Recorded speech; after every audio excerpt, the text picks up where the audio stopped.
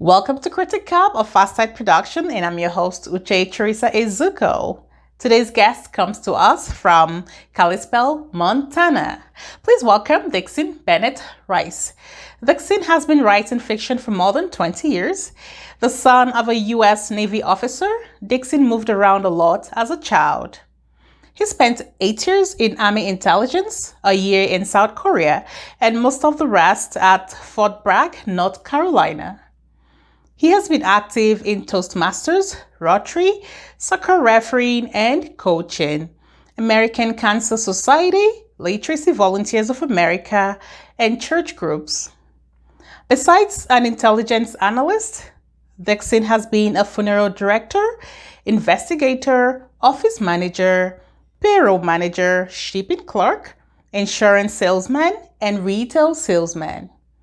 He has jumped off of perfectly good airplanes. His first published thriller is titled The Assassin's Club, a serial killer versus serial killer novel set in the 1970s. Dixon, you are welcome to the show. Welcome. Well, it's so nice of you to have me on here. I've enjoyed seeing the other creative types of people that you have interviewed. Yes. Thank you. Thank you so much for making our time to come to the show and for watching our previous guest videos. I'm sure you did enjoy watching them, right? It's been a pleasure, yeah. Oh, wonderful. Thank you. And I'm just curious, did you actually jump off an airplane? I was in the Army for 8 years, and as part of that time, I was stationed at the 18th Airborne Corps, which is the headquarters for both the 82nd Airborne Division and 101st Air Mobile Division, and they go anywhere in the world jumping out of airplanes. So I was along with them. Wow, that sounds like an adventure. I only see that in movies. Like I can't imagine a real person jumping off an airplane or something. You've been everywhere. You've seen it all. You've experienced everything. All the good careers. Well done, and we'd love to share in your adventures as well today. So tell us a bit more about the Assassin's Club and what inspired your character development of Tyler Good as a serial killer. Well, when I was in college, I read an article, I think it was in Time magazine, about a small town bully somewhere in the Midwest, and he had just terrorized this community. Law enforcement couldn't do anything. No one would testify against him because they were afraid of their own lives. Well, someone finally stood up to him, and there was a fight to the death, and the bully died. Well, state investigators swooped in, and nobody would talk to them. No way. They were just so glad that that bully was done with. So I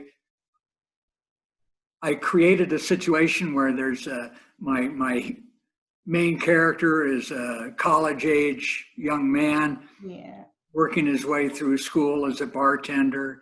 Right. And this bully, I call him Brute, and he's proud to be called Brute. He thinks that's a compliment.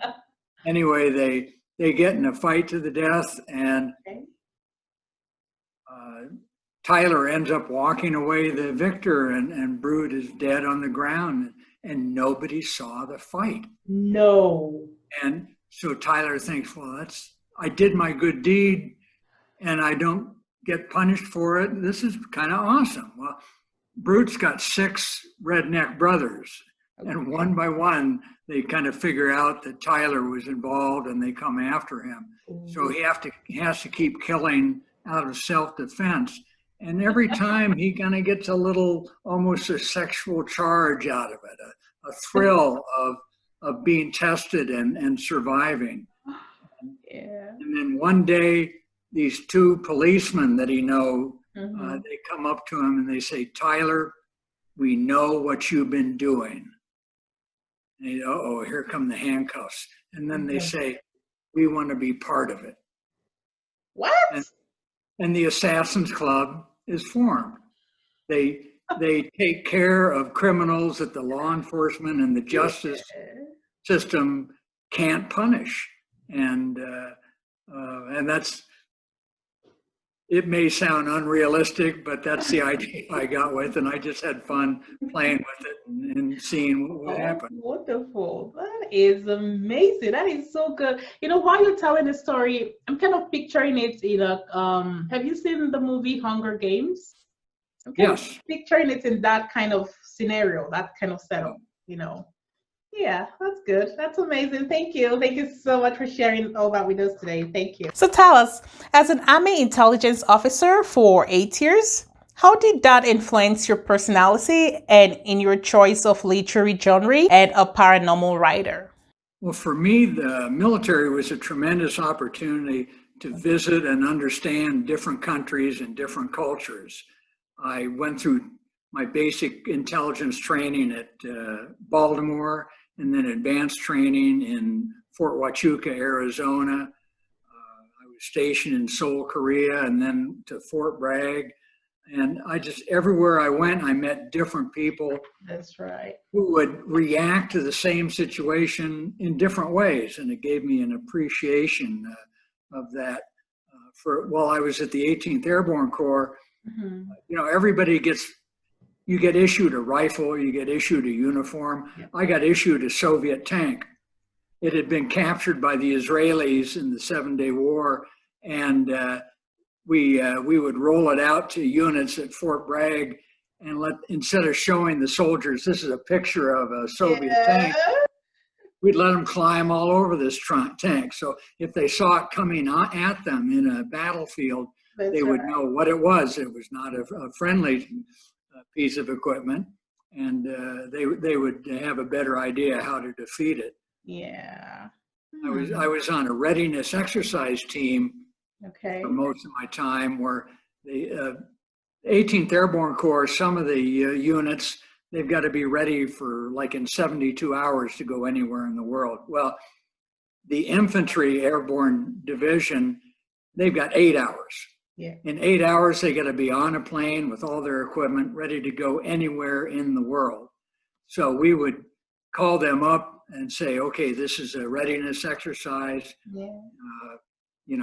Call all your people in. It might be midnight, it might be lunchtime, and don't tell anybody what's going on. This is just like real life. That we have to protect the security.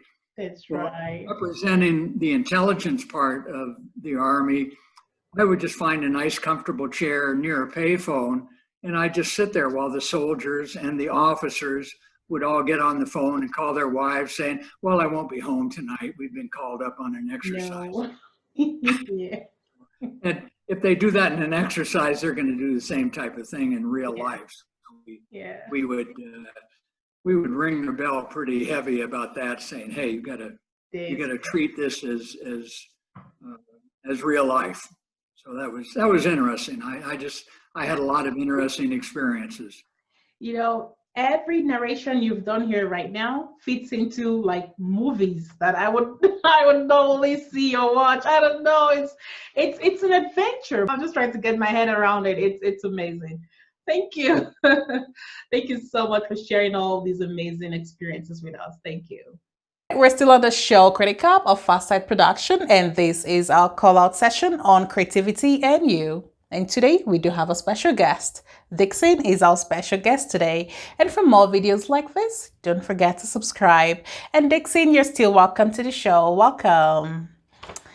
Thank you. All right. So tell us, you're active in Toastmasters, Rotary, soccer referee and coaching, literary volunteers, and much more. How has all this empowered your creative capabilities in exploring your fears, challenges, goals, and accomplishments? You think of public speaking and Toastmasters, anytime you've got an audience, even if it's just one person, and you're trying to get a message to that audience, you're doing public speaking. Oh, yeah. And then it's also about leadership. Well, one thing I learned in Toastmasters is that there's no one form or style of leadership or communicating that works for everybody. That's right. It depends on who your audience is and what you're trying to convince them of or inform them about. Yeah. And so in my writing career, then I've tried to reach out to the readers and find a story that's interesting, not to everybody, but to a number of people that Right. so they would pay $2.99 to read my silly little ebook. Oh, that's good. Toastmasters seems to be basically it's a platform where people can hone their skills in public speaking. Is there anything else they do aside from public speaking? I'm sorry. Is there anything else Toastmasters, is there anything else they do apart from public speaking? How to run an effective meeting. Good. Anybody that's ever been in a 3-hour board of directors meeting where nothing Okay. got accomplished can can appreciate that there is a science to running a meeting and hearing everybody's opinions without letting just a few loudmouth people take over the meeting. That's right. I agree. 100%. I agree. And how is you also did like soccer refereeing and coaching. Did you enjoy doing that? I did. I never played soccer as a young person, but Okay. my children were interested in it. So I learned the soccer game while I was walking along the sideline carrying a kid on my shoulders, watching what's going on. Yeah. They needed a referee, so they handed me a clipboard and said, go get trained as a referee. No way. Needed coaches, so they handed me a clipboard for that. And I Yeah. just gradually got into it Okay. but it's a wonderful sport. You know, in a lot of other sports, you can have a Shaquille O'Neal or someone like that who's just a tremendous athlete who can dominate it. Well, That's right. I don't care who you are. If I've got 2 or 3 defenders against you, I can take the ball away from you on the soccer field. There we go. The Maybe expert once is a talking. generation, there's someone like Pele Yeah. who can dominate the sport, but that's very rare. It's a team sport, and people need to learn to act as a team to do well. Yes. I grew up in a family where we believed very firmly in getting out in the community and supporting volunteer groups. And in Europe, you need something done, you go to the government.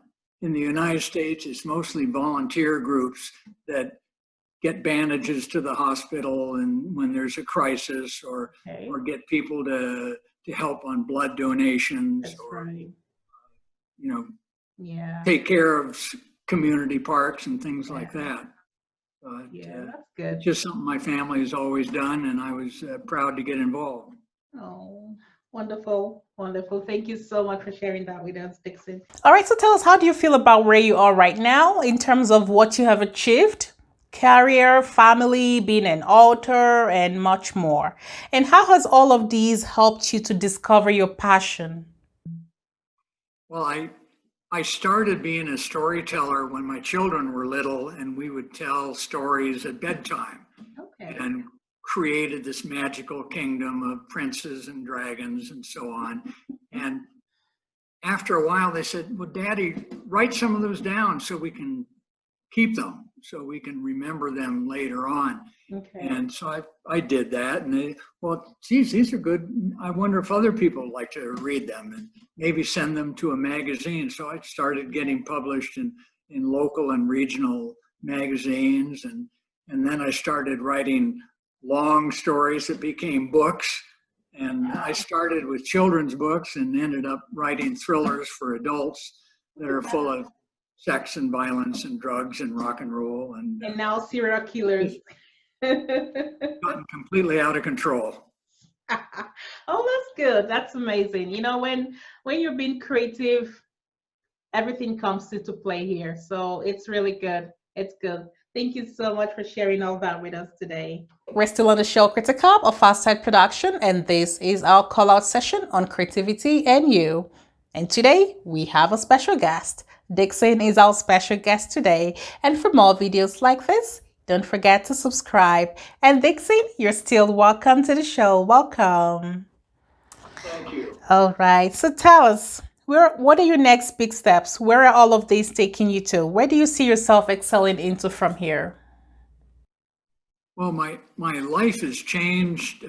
My wife has Parkinson's disease and has reached the point where I need to stay nearby in case she falls or needs assistance. So fortunately, I've got 2 books that I'm pretty close to completed, and I'm just kind of in the polishing phase. One is a paranormal story about the gods of prehistory, and the other one is another crime thriller in the 1970s. So I'm able to stay home and be of assistance, and at the same time work on creative things. So that's my life. Oh, that's right. Family is everything. And I'm so sorry to hear about your wife, but our thoughts and prayers are with your family, okay? Thank you. Thank you. I'm sure a lot of people out there are eager to know more about what you do. How can we reach out to you for collaborations or partnerships? We're all interested in getting to know you more. Well, you and I met on LinkedIn, I believe. That's right. And I do a little LinkedIn, I do a little Facebook, but Twitter to me has become more important over the years. And gosh, I've got about 20,000 in my community on Twitter, and so I share a little. I put some goofy country western song titles on and suggestions about writing good stories. And I try to keep away from politics. There's enough of that on Facebook. That's why I don't go there much anymore. And but I've been fooling around with the website, but I'm just I'm kind of anal. It's got to be just exactly right, and I'm not at that point yet. So I mostly use my email, which is montananovels@yahoo.com, or my Twitter handle, which is MT Dixon Rice, DIXONRICE, and that's the best way to get in touch with me. Wonderful. So, but are you on Facebook or Instagram? Not really. Facebook. I'm not smart enough to do Instagram. Oh, that's okay. That's okay. All right. Thank you so much for answering all these wonderful questions. Thank you for coming to the show. Thank you for talking to me. And one last super duper question here. So how do you feel about coming to the show? But very enjoyable. Wonderful. I appreciate your questions. You have the most delightful accent. Oh, thank you so much for the compliments. Thank you. I really enjoyed talking to you today. And my prayers and our thoughts are with your family. And we're hoping to see more serial killer novels and paranormal books coming from you. So get creative and keep writing. Thank you. That's very sweet of you. All right. Thank you. Bye-bye.